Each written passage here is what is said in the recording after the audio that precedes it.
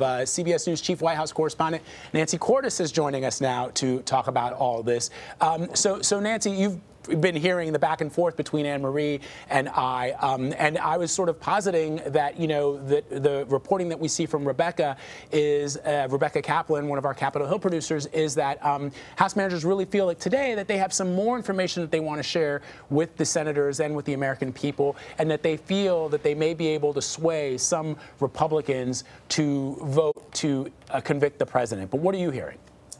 Right. So what we heard yesterday was all about the events leading up to January 6th and in very granular detail what happened on January 6th. Today is going to be about the aftermath. What happened to police officers, lawmakers, insurrectionists after January 6th? What were the physical and mental implications for the people who were at the Capitol that day and who continue to suffer today because of the injuries that they received or simply the trauma of what they went through? How many people were arrested? What were they arrested for? And what did they say about whether they felt that President Trump had indeed sent them to Capitol Hill? How much did it cost? It cost tens of millions of dollars to send the National Guard there on January 6th and keep them there ever since. So what was the physical cost of the damage, of the need for increased security that continues to this day? They're trying to broaden out the picture here and to say, even though this insurrection happened on January 6th, the implications of it continue today and will continue to reverberate into the future. And so what they're trying to argue is that the president's role in all this didn't just end on January 6th. It continues to this day, especially, they're going to argue, because he has never expressed any remorse about what happened. He never said, well, I'm terribly sorry if some of my supporters did this. I never wanted them to. I feel terribly. He has never said that. He has never officially conceded the election. In fact, he refused to attend his successor's inauguration. He also praised some of these insurrectionists after the fact. He called them great patriots. So what this final leg of the House impeachment managers' arguments today are going to look at in totality is everything that has happened since January 6th. I'm curious your sort of assessment of the argument yesterday. Initially, as they launched into it, I thought, oh, you know, they're really trying to bring these jurors, these senators, back to the moment. They played some video that the senators had not even seen. And I think for a number of senators, they didn't realize how close they were to, you know, a mob descending on them until they saw the argument yesterday. But then there was also this repetition of Mike Pence. Here's how close Mike Pence was to being in harm's way. Here is the tremendous pressure that Mike Pence was under. But still, he did his job. I felt like they were really going out of their way to sort of compliment Mike Pence, I guess, to celebrate Mike Pence in a way. And I thought part of what they were saying was, you guys need to do your job too. You need to listen to the argument and you need to vote your conscience. And I'm wondering if that's what you heard in the argument as well, Nancy. To me, that was really aimed at the Republican senators who make up half the jury, and an argument that, look, you may feel loyalty to President Trump, but how about your loyalty to his vice president, Mike Pence? How about the fact that this president essentially threw his vice president under the bus even after his vice president was in harm's way?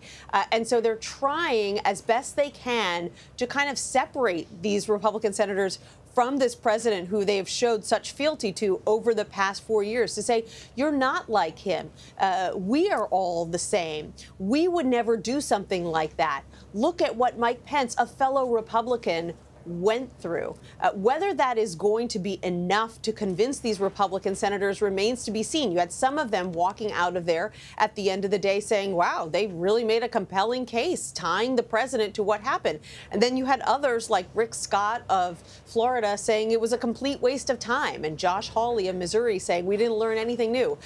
So the Republican reaction really runs the gamut here. And what is still a complete mystery is where the Republican leader, Mitch McConnell, comes down on all this. Even his own allies, I'm told, aren't really sure whether he is going to vote to convict or acquit at the end of the day. He has kind of sent mixed messages, but I did think it was significant that his number two, John Thune of South Dakota, came out of day one of the impeachment manager's opening remarks and said, you know what, I thought they made a pretty strong case. Yeah, and Nancy, I know you got to run because you're going to be part of the special report later today, but the other point that I just want to raise with you is we saw how Senator Cassidy changed his vote after he heard the opening day remarks from the House impeachment managers. You know, not to be cynical about it, but Senator Cassidy was just reelected, so he's got another 6 years to go. Meanwhile, you got a guy like Senator Roy Blunt, who is up for re-election in 2022. And yesterday, to reporters there on the Hill, he talked about, when he was asked about the video evidence that he had been seeing over the last 2 days, he said, you know, well, we've had, you know, these protests going on over the summer, and I really hope that the other side will, you know, talk about Seattle and Portland and all these other places.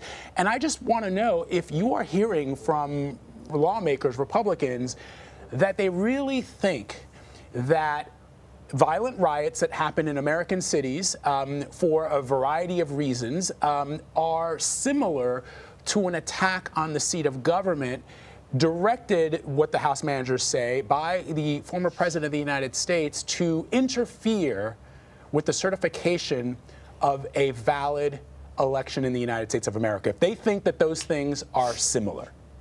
No, I think it is more of a convenient argument. I do think that the case that a lot of them are going to make, if they do vote to acquit at the end of the day, is, okay, yes, what the president said wasn't perfect, but how could he know that these people would turn violent? Of course, he didn't want them to be violent. And that's going to be, you know, I mean, that's going to be a tough case to make when we've got all this evidence that the president, even after they turned violent, didn't tell them forcefully to stop. Instead, he said, we love you, you're very special people. But I think that is an escape hatch for a lot of Republicans. As for your point about the fact that, you know, Cassidy's just been reelected, but you've got others who are facing reelection in a couple of years, you know, in normal times, yes, that does give you more wiggle room when either you've just been reelected, you've got 6 years to go, or you're about to retire. But I think that President Trump has kind of scrambled that equation, and even lawmakers who are on the verge of retirement feel concern about the backlash they'll face, even in private life, if they turn on this president. And so you've got people like Rob Portman of Ohio, who says he's not running again. You know, you've got Pat Toomey of Pennsylvania, who says he's not running again. And it's an open question how they will vote, because I think President Trump has such a hold on this party that some Republicans who have recently retired have said that it's uncomfortable, even in your own community, to be someone who has turned on this president. And it is not an easy thing to do. That's a really remarkable point, Nancy. And I, you know, sort of posited the question yesterday on social media. You know, if you had, you know, one of the things that the House managers, the points that they made were the number of Republicans who called either the president or tried to call the president or tried to call the people close to the president, his kids, you know, Mark Meadows. Why would you be calling the president as the insurrectionist overrunning the Capitol if you don't somehow feel that President Trump, A, can call it off because he's the one who directed them? It just doesn't, it sort of defies logic, and I guess that's one of the points that that Congressman Cicilline was trying to make during his arguments yesterday, and we'll see how they wrap it up today. Nancy, always great to have you. That was such a fascinating insight. I really appreciate it, as always. Thanks for having me.